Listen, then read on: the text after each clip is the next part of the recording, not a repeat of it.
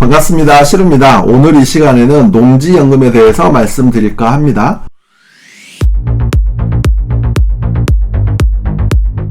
농지연금은 여러가지 장점이 있어요. 일단 매월 15일에 생활비를 지급합니다. 지급일이 공휴일이면 전날 지급을 하죠. 당연히 공실 리스크가 없습니다.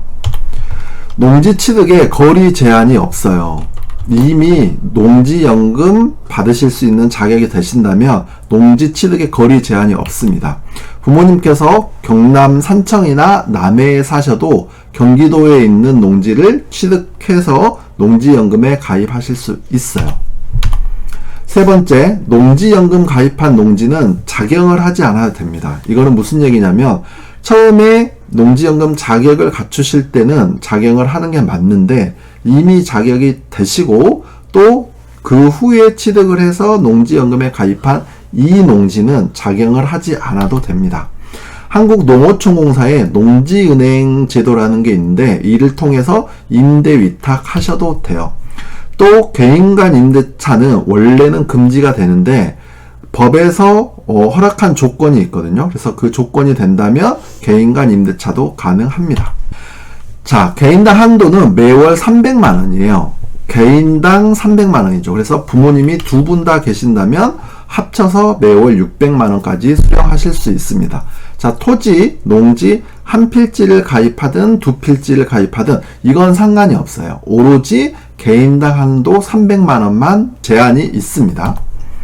그 다음 땅값이 오르면 정산 후에 수령하실 수 있어요. 나중에 어느 시점에는 이거를 정산을 해야 되는데 그 사이에 땅값이 오른다면 그동안 수령한 금액을 제외하고 나머지는 상속인들한테 상속이 되는 겁니다.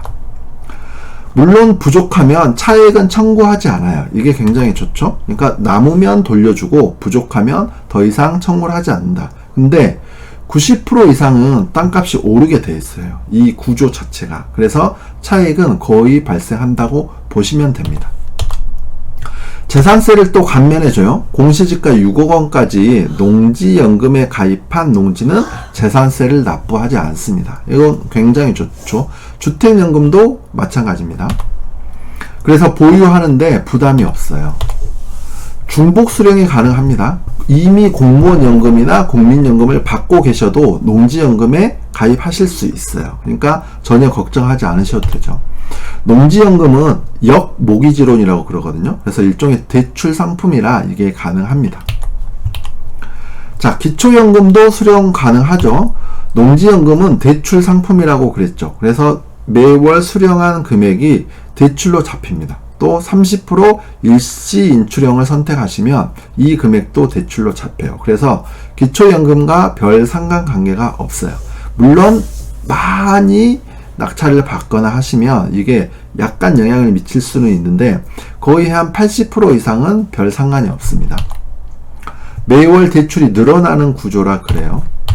자, 작용으로 부가가치를 또 창출할 수 있죠. 농지연금에 가입한 농지는 작용을 하지 않아도 된다고 했죠. 임대를 줘도 된다고 말씀을 드렸습니다. 근데 반대로 작용을 해도 돼요. 작용을 해서 여기에 무슨 나무를 심거나 또 작물을 재배하거나 해서 부가가치를 창출할 수 있습니다. 그러면 농지연금은 무조건 장점만 있냐? 그렇진 않아요. 경매로 낙찰받고 바로 가입하는 게 제한이 될 수가 있습니다. 앞으로 지금은 농지연금 가입에 자격이 되신다면 경매로 적합한 물건을 낙찰받아서 바로 가입하는 게 가능했거든요. 근데 이게 2020년이 되면 약간은 제한이 될 수가 있습니다. 그래서 1년이나 2년 정도 보유한 농지만 가입 가능하게끔 제도가 바뀔 수도 있어요. 그래서 이에 대한 대비는 좀 필요합니다. 그러면 어떻게 해야 되냐? 대출을 받고 2년 정도 보유를 하고 2년 후에 대출을 상환하고 가입하는 방법들도 있을 수 있고요. 1년이면 1년 정도 보유를 하고 가입하시면 되겠죠. 근데 조건이 조금 안 좋아지는 거긴 합니다. 수익률도 조금 떨어지겠죠. 그래서 이런 제한이 조금 생길 수 있다. 그런 거는 감안을 해 주시면 좋을 것 같아요. 그러면 어떤 물건들을 고르는 게 낫냐? 자, 이미 자격이 되신다면 경매나 공매로 적합한 물건을 낙찰 받으셔서 가입을 하시면 된다라고 했죠. 근데 이런 것들입니다. 서해안 쪽에 있는 물건인데 보면 이렇게 돼 있죠. 전형적인 농지인 거죠. 그리고 평수도 여기를 보시면 1941평이라고 되어 있습니다. 굉장히 넓죠. 또 토지 이용 계획 확인서만 봐도 이 한 필지가 199-7, 이 한 필지가 공시지가만 해도 제곱미터당 67,800원이고요. 이 필지는 4,131제곱미터라 이 한 필지 공시지가만 해도 2억 8천만 원이 돼요. 그러니까 이게 외 1필지니까 또 더하면 훨씬 많겠죠.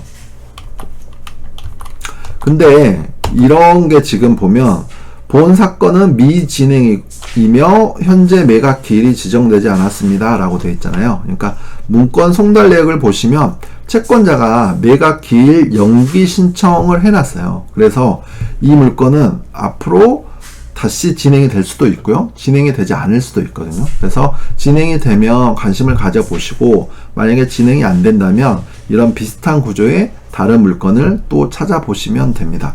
이거는 평수도 넓고 농지로서 가치도 있어요. 그래서 농지연금에 가입하신 다음에 꾸준히 관리를 하시면 지속적으로 지가는 오르고 나중에 정산했을 때 차익을 돌려받을 수도 있고 그런 구조로 세팅하실 수 있습니다. 오늘은 여기까지 하겠습니다. 당신의 멋진 농지를 응원합니다.